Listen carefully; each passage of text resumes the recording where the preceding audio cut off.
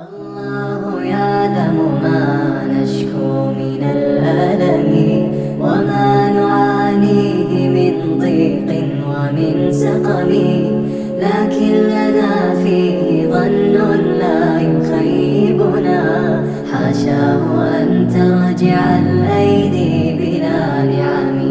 كم جاد من فضله قبل السؤال، وكم أعطى وأغنى بمحض الجود والكرم.